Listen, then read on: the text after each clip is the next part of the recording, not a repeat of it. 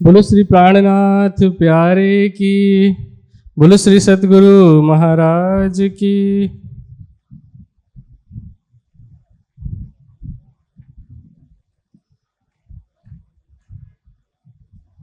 श्री महामत सन्मंधे पाइए, ऐसा अखंड सुख अपार।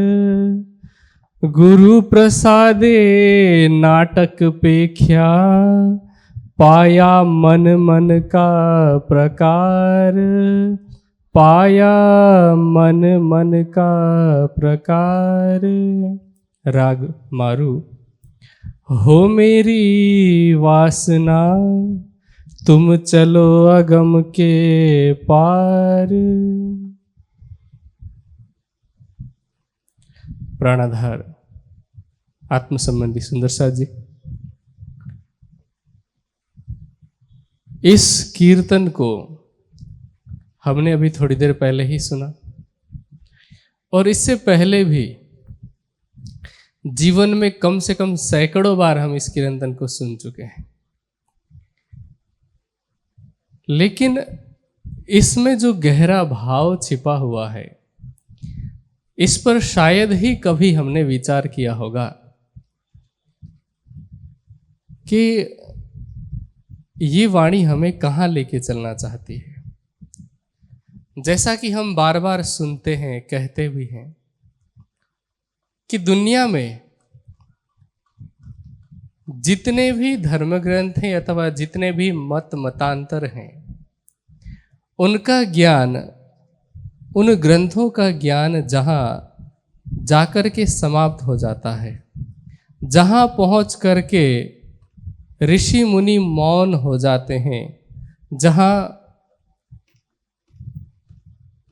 सभी धर्म ग्रंथ चुप्पी साध लेते हैं, वहाँ से ब्रह्मवाणी का ज्ञान आगे शुरू होता है। इसका मतलब ये कतई नहीं है कि वे सभी ग्रंथ गलत हैं और ये एकमात्र ग्रंथ सही है, ऐसा नहीं है। वास्तविकता क्या है कि जैसे हमें जाना है यहाँ से अहमदाबाद के लिए, तो बहुत सारे अलग अलग स्टॉपेज आएंगे। जैसे यहाँ से राजेंद्र नगर जाएंगे, वहाँ से बायां मुड़ेंगे, फिर हिम्मतनगर जाएंगे, वहाँ से सीधे आगे। अब यहाँ से आपको निकलना है अगर, तो जो पहुँचा होगा कभी अहमदाबाद तक, वह सीधे अहमदाबाद तक का रास्ता बता देगा। लेकिन वो अगर बताएगा भी तो कैसे बताएगा, जैसा मैंने अभी बताया, अलग अलग स्टॉपेज करके। लेकिन आपको पता ही नहीं ये कहाँ पड़ता है, तो आप सबसे पहले क्या पूछेंगे, यहाँ पर राजेंद्र नगर का पता पूछेंगे कि राजेंद्र नगर कहाँ पड़ता है, तो कोई व्यक्ति आपको वहाँ तक का पता बता देगा। फिर वहाँ से आप पूछेंगे हिम्मतनगर कहाँ पड़ता है, वो कहेगा यहाँ से दाएं मुड़ो और फिर 40 किलोमीटर जाओ तो हिम्मतनगर पड़ेगा।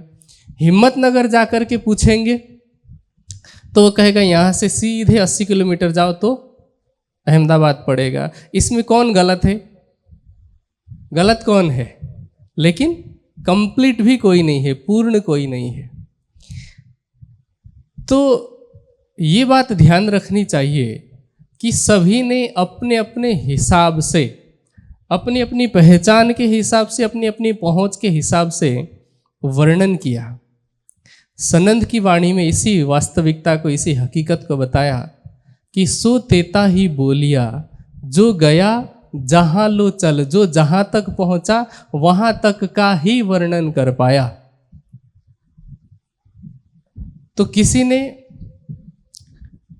किसी को लगा कि आनंद तो स्वर्ग में है, और जब स्वर्ग में आनंद है, ब्रह्म को आनंद का स्वरूप कहा जाता है, तो किसी को लगा कि यही आनंद है और यही ब्रह्म का स्वरूप है।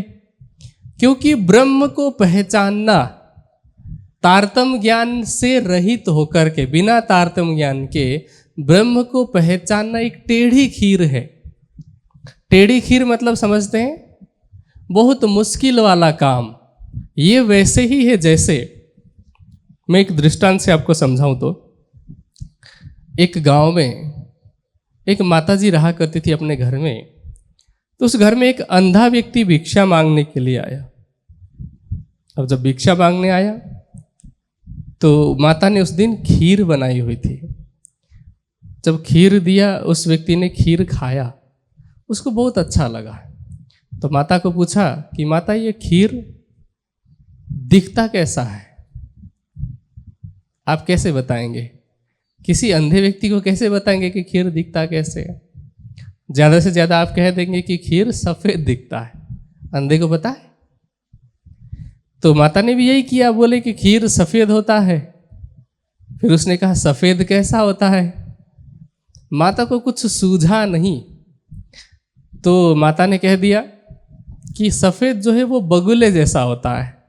बगला तो पता है ना, बगला कैसा होता है वो कैसे बताए? तो माता ने क्या किया, ऐसे अपना हाथ ऐसे टेढ़ा किया, बगुले का चोंच जैसा बनाया, और अंधे व्यक्ति को यहाँ हाथ दे करके कहा कि बगुला ऐसा होता है। तो अंधा क्या कर रहा है, मेरी तरफ देखना समझेंगे। अंधा कह रहा है अच्छा बगुला ऐसा होता है तो खीर भी ऐसा ही होगा। तो जिस तरह से अंधे व्यक्ति को खीर समझाना, इसी को कहा गया टेढ़ी खीर, मतलब बहुत ही मुश्किल भरा काम है, नेक्स्ट टू इम्पॉसिबल कह सकते हैं इसको। इसी तरह से तारतम्य ज्ञान से रहित होकर के वास्तविक आनंदमयी जो स्वरूप ब्रह्म है, परमात्मा है, उसके धाम, स्वरूप और लीला के विषय में बता पाना संभव नहीं है, जैसा अंधे को खीर समझा पाना संभव नहीं है। तो अब किसी को लगा कि आनंद स्वर्ग में है, उसने कह दिया कि स्वर्ग में ही परमात्मा रहते हैं। आज भी मैंने देखा कई जगह पर कि जब किसी का धाम गमन होता है, जब किसी की मृत्यु होती है, तो वो उस फोटो में क्या लिखा रहता है, स्वर्गवासी फलाना, जो भी है नाम। काम भले ही उसने कैसा किया हो, स्वर्ग में जाने वाला किया हो या कहीं जाने वाला किया हो, लेकिन लिखा जाता है स्वर्गवासी, क्योंकि क्या समझते हैं, स्वर्ग मतलब ब्रह्म का धाम। अच्छा, जब हम पुराणों को भी देखते हैं, भागवत को भी देखते हैं, या वैराट के नक्शे को देखते हैं, तो हम क्या पाते हैं कि स्वर्ग से ऊपर भी कुछ है। 14 लोक का नाम तो बच्चे बच्चे को पता होगा। तो उसमें इस पृथ्वी से ऊपर क्या क्या दर्शाया जाता है? इस पृथ्वी को कहा जाता है भूलोक, फिर भूवर लोक, स्वर्गलोक, महरलोक, जनलोक, तपलोक और सतलोक। सतलोक कहते हैं वैकुंठ को। तो अब जो स्वर्ग की प्राप्ति करना चाहते हैं वो स्वर्ग के विषय में जानते हैं, उसके विषय में बताते हैं। जो विष्णु भगवान की भक्ति करने वाले हैं वो बात करते हैं वैकुंठ की, है कि नहीं? अब वैकुंठ की जब बात करते हैं तो भागवत में देखते तो पता चलता है कि स्वर्ग और वैकुंठ दोनों का ही महाप्रलय में नाश हो जाता है। अब असली जिज्ञासा की शुरुआत होती है कि जिसके पीछे पूरी दुनिया पड़ी हुई है, जिस स्वर्ग और वैकुंठ के पीछे पूरी दुनिया पड़ी हुई है, उसका ही एक दिन नाश हो जाने वाला है, तो फिर वह ब्रह्म कहाँ रहता है? तो उसकी खोज करते हुए ऋषि मुनियों ने वेद का सहारा लेकर के प्रयास किया कि ब्रह्म कहाँ होगा। यहाँ भी नहीं मिला, स्वर्ग वैकुंठ में भी नहीं मिला। उसके आगे की खोज की तो वे कहाँ तक खोज कर पाए? निराकार तक की। इससे परे, निराकार के परे जा नहीं पाए, तो उन्होंने स्वयं को कह दिया कि हम निगम हैं। हमने वाणी में चौपाई पढ़ी है ना, नेति नेति, है ना, वेद अगम कहे उल्टे पीछे, नेति नेति कर गाया, खबर ना पड़ी बिंद उपज्या कहाँ थे, ताथे नाम निगम धराया। अगम का अर्थ क्या होता है? परमात्मा की पहुंच नहीं है, वो जहां तक पहुंच पाए वहां परमात्मा नहीं है, इसलिए कहा गया अगम। और उन्होंने स्वयं को निगम कहा कि हम नहीं जा पाए। ठीक है, तो वहां पहुंच करके जब वेद का आधार लेने वाले ऋषि मुनि भी निरुत्तर हो गए तो सोचे कि अब उनसे ऊपर और कौन हो सकता है। इसका तात्पर्य यह हुआ कि आज दिन तक किसी भी स्थान में किसी भी महापुरुष, ऋषि, तपस्वी, संत, साधु जनों ने उस दिव्य ब्रह्मपुर परमधाम के विषय में नहीं बताया।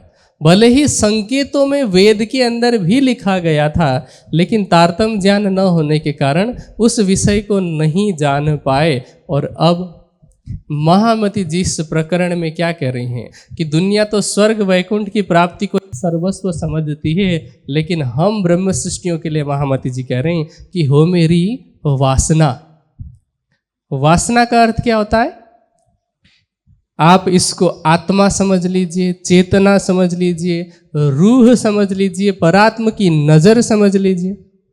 किसी भी शब्द के रूप में जाने, हमारे अंदर, हमारे जीव के ऊपर जो खेल को दृष्टा भाव से देख रही है परमधाम की ब्रह्म सृष्टि, उसको कहा गया है वासना। और उसी वासना, उसी आत्मा, उस ब्रह्म सृष्टि के लिए महामती जी कह रहे कि स्वर्ग नहीं, वैकुंठ नहीं, अगम निगम नहीं, तुम चलो अगम के पार। हो मेरी वासना, तुम चलो अगम के पार। तुम्हें कहाँ चलना है?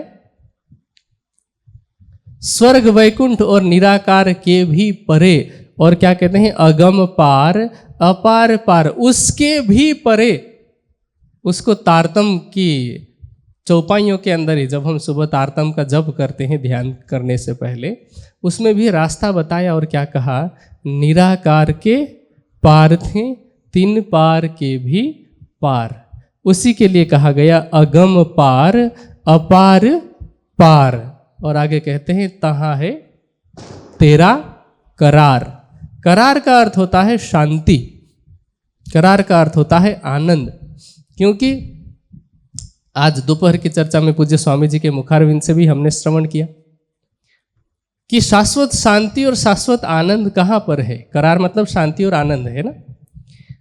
जब हम, क्योंकि मैंने पहले भी कहा कि धर्मग्रंथ दुनिया के पूरी तरह से गलत तो नहीं है, उन्होंने हमारे लिए एक बात बता दिया, एक रास्ता स्पष्ट कर दिया।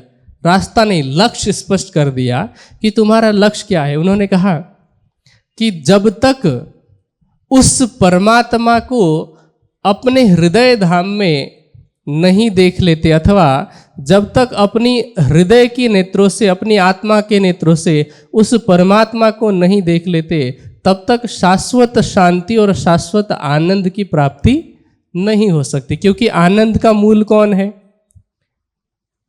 बीतक जब हम पढ़ते हैं तो उसमें एक चौपाई आती है जिसमें कहा माया तो दुख निधान जी है ना। दुख की निधान कौन है? दुख देने वाले, दुख देने वाली है माया। और सुख का निधान कौन है? सुबह की सेवा आरती की चौपाई पता है ना, पहली चौपाई, सुख को निधान। तो उस परमात्मा की प्राप्ति में ही वास्तव में असली आनंद है। तो दर्शनों का कथन है तमात्मस्थम अनुपश्यन्ति धीरा तेषाम सुखम शाश्वतम न एतरेषाम। तमात्मस्थम अनुपश्यन्ति धीरा तेषाम शांति शाश्वती न एतरेषाम। दो चीजें बताई, एक बताया शाश्वत सुख और दूसरा बताया शाश्वत आनंद।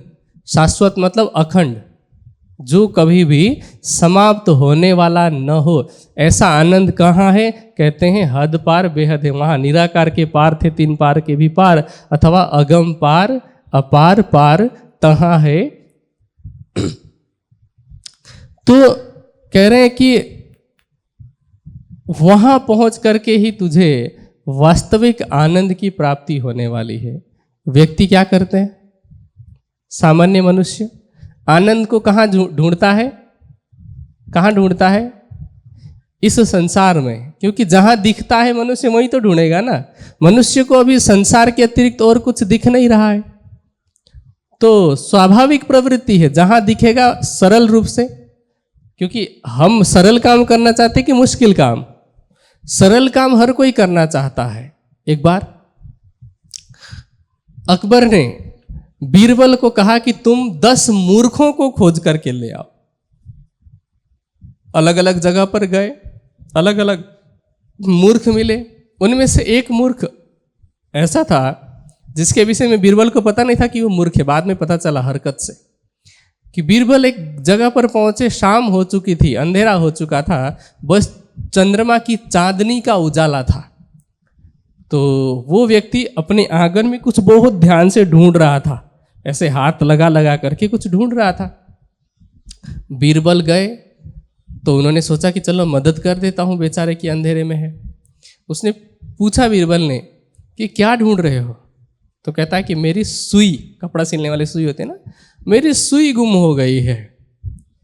तो उन्होंने भी ढूंढने का प्रयास किया, आंगन में बहुत देर तक ढूंढते रहे। उसके बाद दिमाग लगाया उन्होंने और पूछा कि अच्छा ये बताओ कि एग्जैक्ट गिरा कहाँ पर था, ताकि उसके आसपास ढूंढा जा सके, कि एक बार उछल के भी कहीं आसपास जा सकता है, उस जगह पे ढूंढा जाए। तो भी वो व्यक्ति कहता है कि गिरा तो घर के अंदर था। फिर पूछा कि अंदर गिरा था तो बाहर क्यों ढूंढ रहे हो? बोले घर के अंदर अंधेरा था ना, बाहर उजाला था, इसलिए मैं बाहर ढूंढ रहा था। हम भी क्या करते हैं, जहां सरलता पूर्वक मिलने की संभावना हो वहीं पर खोजने का प्रयास करते या खोजते हैं। तो आनंद की खोज में सबसे पहले मनुष्य बाहर की तरफ भटकता है। बाहर की तरफ भटकने का मतलब, जिन इंद्रियों के माध्यम से हम उनके विषयों का भोग करते हैं, उन विषयों के भोग में हम वास्तविक आनंद समझते हैं और फिर उनके पीछे पीछे पीछे पीछे दौड़ते रहते हैं। फिर अवस्था कैसी हो जाती है, उनके पीछे पीछे भागते भागते। किसी महापुरुष ने कहा कि संसार में वास्तविक आनंद की इच्छा करना वैसा ही है जैसे कोई व्यक्ति चाहे कि मैं बालू मतलब रेत, बालू को कोहलू में डाल करके घुमाऊं और उसमें से तेल निकाल लूं। संभव है? नहीं। इसी तरह से संसार में भी करार इस आनंद की इच्छा करना और प्राप्ति की चाहना करना, उम्मीद रखना वैसा ही है जैसा कि बालू में से तेल निकलना। लेकिन फिर भी हमें लगता है कि नहीं, आनंद तो आ रहा है। सोचिए, संसार में पहली बात तो सुख है ही नहीं, और जिसको हम सुख समझते हैं, जैसे जीवा के स्वाद में हमें थोड़ी देर के लिए सुख आता है, बहुत अच्छे बिस्तर में लेटने को मिल जाए तो थोड़ी देर के लिए सुख आता है, लेकिन उसमें भी हमारा एक भ्रम है। उस भ्रम को वैसे तो महामती जी ने 400 साल पहले दूर कर दिया, ये कहकर कि कोई न अघाया इनमें चचोड़त ठौर मुर्दार। उन्होंने क्या उदाहरण दिया? सुना है ना, बीतक तो सुनते ही होंगे। अंदर में गया था, बीतक का बैनर वहां पे टंगा हुआ था, इसका मतलब यहाँ के सुंदर साथ बीतक तो सुनते ही हैं। तो दीप बंदर में जयराम भाई कंसारा के प्रसंग में श्री जी ने कहा कि जैसे एक कुत्ता होता है, वो सूखी हड्डी को चबाता है, चबाने के बाद में उसके मसूड़े में से, मसूड़ा मतलब जो गम होता है ना, मसूड़े में से खून निकलता है। अब खून का जो रस होता है, कुत्ता क्या सोचता है कि सुख किस में है? हड्डी में से रस आ रहा है, ऐसा सोचता है, जबकि उस रस को पाने के लिए उसके मसूड़े को छीलना पड़ा है, तब उसको थोड़ा बहुत स्वाद मिल रहा है। तो वो स्वाद किसका है? उसके स्वयं के रक्त का है। तो उसको लाभ हो रहा है? नहीं। हम भी इस संसार में जिस जिस चीज में आनंद चाहते हैं, पहली बात तो यह कि वो आनंद नहीं, क्षणिक सुख है। लेकिन उस क्षणिक सुख को पाने के लिए भी पहले तो दुखी होना पड़ता है। कैसे? जैसा कि मैंने कहा, भोजन में सुख मिलता है ना, लेकिन भोजन का सुख यदि आपको पाना है तो पहले भूख रूपी दुख से गुजरना पड़ता है। यदि भूख रूपी दुख आपके पेट में ना हो तो आपके सामने 56 व्यंजन भी रख दिया जाए तो उसमें स्वाद ही नहीं मिलेगा आपको।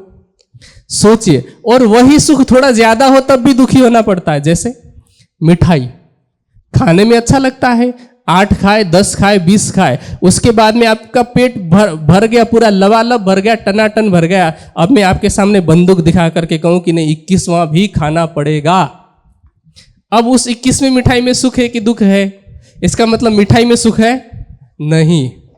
तो पहले जो आपको भूख लग रही थी वो भूख है दुख। भूख सुख है, दुख की दुख है? भूख दुख है। उसके बाद मिठाई खाने में आनंद मिल रहा है, वही थोड़ा ज्यादा खाएं तो भी दुखी होना पड़ता है, और लगातार ज्यादा खाएं तो डायबिटीज के दुख से दुखी होना पड़ता है ना। तो इस संसार में शाश्वत सुख शाश्वत आनंद है ही नहीं। बिस्तर की बात कर लें हम, बिस्तर की भी बात करें, यदि आपके शरीर में थकान रूपी दुख ना हो तो कितनी भी अच्छी कंपनी का स्लीप वेल का आप ला करके लगा दीजिए, नहीं मजा आएगा। थकान ना हो तो कुछ मजा नहीं आएगा। अच्छा, मैं आपको जबरदस्ती कहूं कि अगर तुमने आंखें खोली, अगर तुम इस बिस्तर से उठे 24 घंटे तक, आप जबरदस्ती लेटे रहेंगे, लेकिन 24 घंटे तक बिस्तर में लेटने में भी आनंद नहीं आएगा, उल्टा शरीर टूटने लगता है। इसका मतलब क्या है कि थकान रूपी दुख से गुजरने के बाद ही बिस्तर के क्षणिक सुख की प्राप्ति कर सकते हैं, और वो भी लिमिट से थोड़ा ज्यादा हो जाए तो नुकसानदायक होता है। इसका तात्पर्य ये है कि हम जिस सुख के पीछे बाहर बाहर बाहर खोज रहे थे, वो सुख तो वास्तव में सुख है ही नहीं। यदि सच्चा सुख पाना है तो हमें बाहर की आंख को बंद करके अंदर की आंख को खोलना होगा।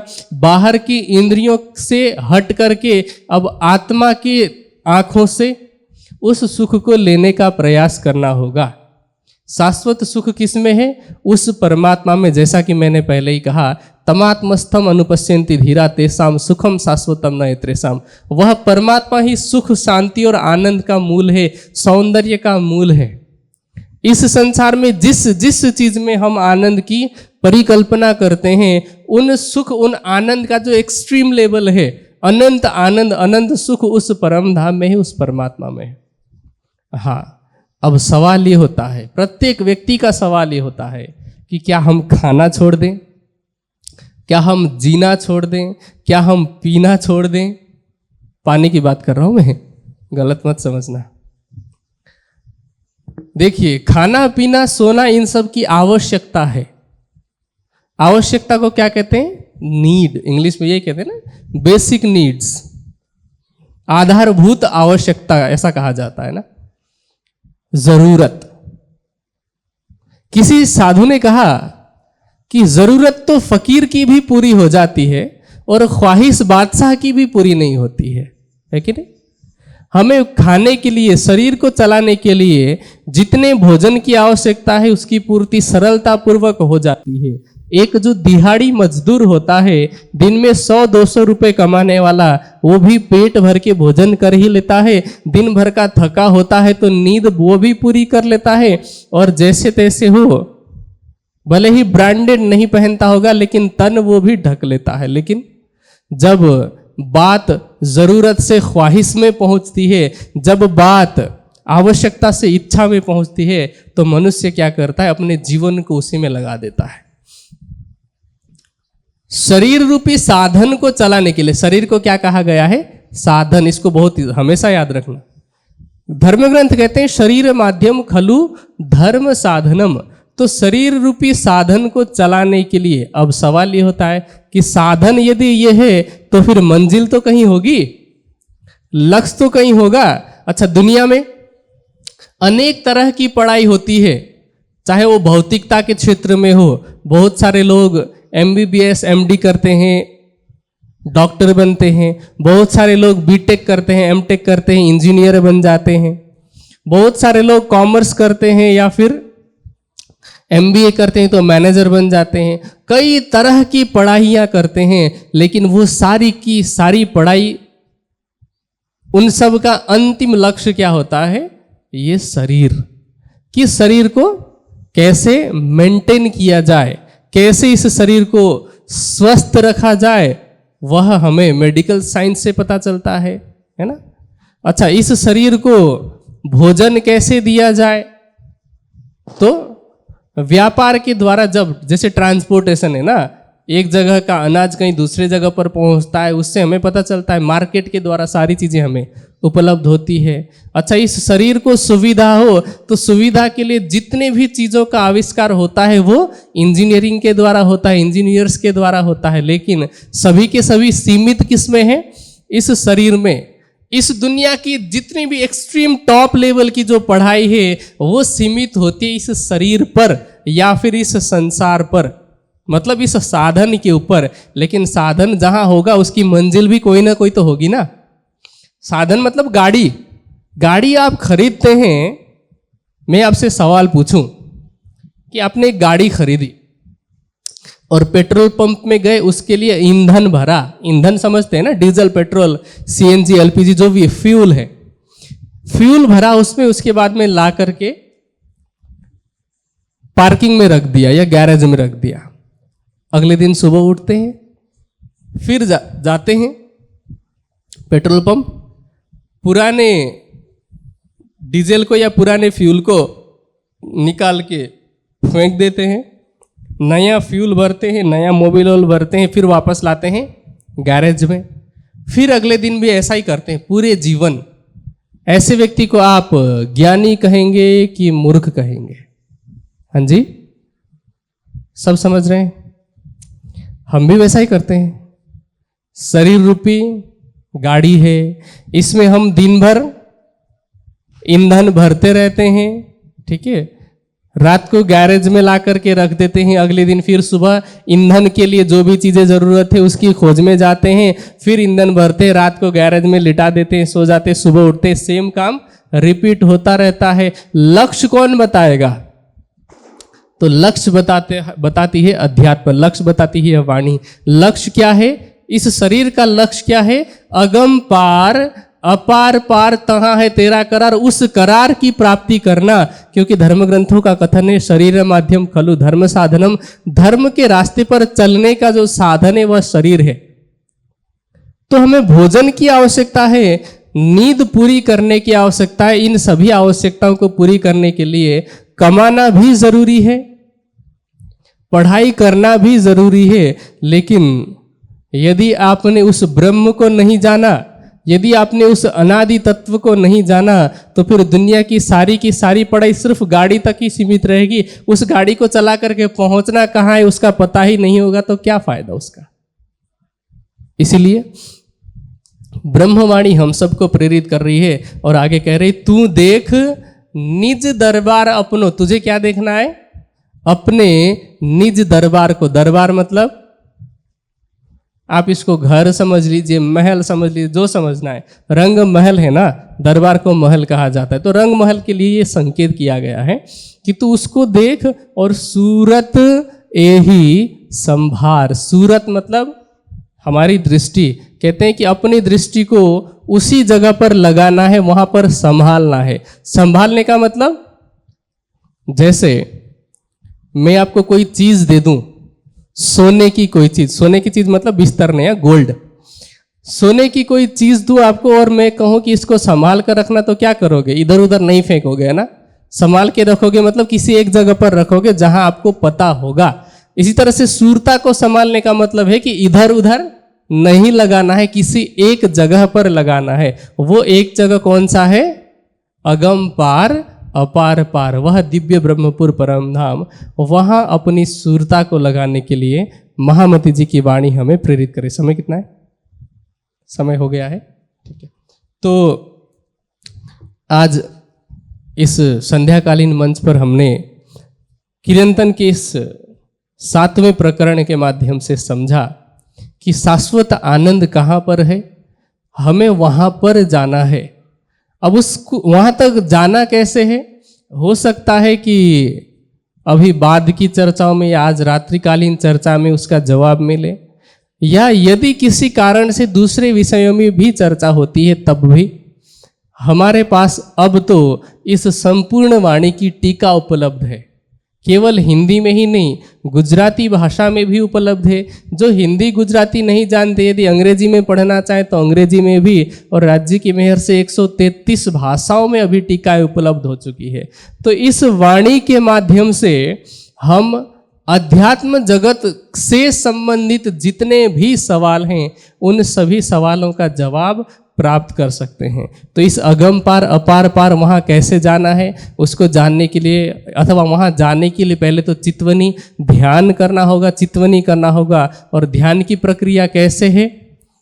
आप श्री प्राणनाथ ज्ञानपीठ के YouTube चैनल के माध्यम से चित्वनी की, ध्यान की पूरी प्रक्रिया बताई गई वीडियो है कि कैसे करना है। ध्यान के मार्ग में आने वाली बाधाओं के लिए, उन बाधाओं को दूर करने के लिए हर विषय में प्रवचन उसमें अपलोड किया गया है। तो तो आप वहाँ से जान सकते हैं। हमारे पास साहित्य मेरे ख्याल से बुक स्टॉल में भी होगा, निजानंद योग के नाम से है, ध्यान की पुष्पांजलि के नाम से है, ये अलग अलग साहित्य, चितवनी महिमा के नाम से है। वेबसाइट में भी कई साहित्य उपलब्ध है। तो आप में से जितने लोगों के पास एंड्रॉयड फ़ोन है, जैसा कि मैंने दोपहर में भी कहा था कि आप यूट्यूब चैनल से जुड़ें, प्राणनाथ ज्ञानपीठ के वेबसाइट को देखें, वहाँ पर आप अगर साल भर भी लगातार पढ़ते रहेंगे तब भी ख़त्म ना हो, इतना साहित्य उसमें डला हुआ है। तो आप उसको पढ़ें। आप लगातार साल भर भी सुनेंगे ना, दिन में अगर 1-1 घंटे की चर्चा सुनते हैं तो कम से कम 4 साल लगेंगे आपको पूरी चर्चा सुनने में, और आप जब तक सुन लेंगे तब तक नई चर्चा भी उसमें अपलोड होती जाएगी। तो पूरे जीवन भर आप सुन सके इतनी सारी चर्चाएं चैनल के अंदर उपलब्ध है। तो आप सबसे आग्रह है कि इन प्रश्नों का समाधान जानने के लिए, पाने के लिए आप जहाँ भी, पहली बात तो ऐसे कार्यक्रम जहाँ भी हो वहाँ समय निकाल करके पहुँचे, और यदि पहुँचने में असमर्थ हैं तो घर में बैठे बैठे, आज जैसा कि मैंने पहले ही कहा ना, इंजीनियरिंग की बात की मैंने, मेडिकल साइंस की बात की, तो मोबाइल अगर निर्माण किया है तो इंजीनियरिंग का ही कमाल है। तो भौतिक विज्ञान जो है वो आध्यात्मिक विज्ञान की तरफ आगे बढ़ने का साधन बने, भौतिक सुख सुविधाएं हमारी आत्म जागृति के लिए प्रेरक बने, साधक बने, ऐसा काम हमें करना है। बस इतना ही कहते हुए मैं अपने शब्दों को विराम देता हूँ। सबको प्रणाम जी।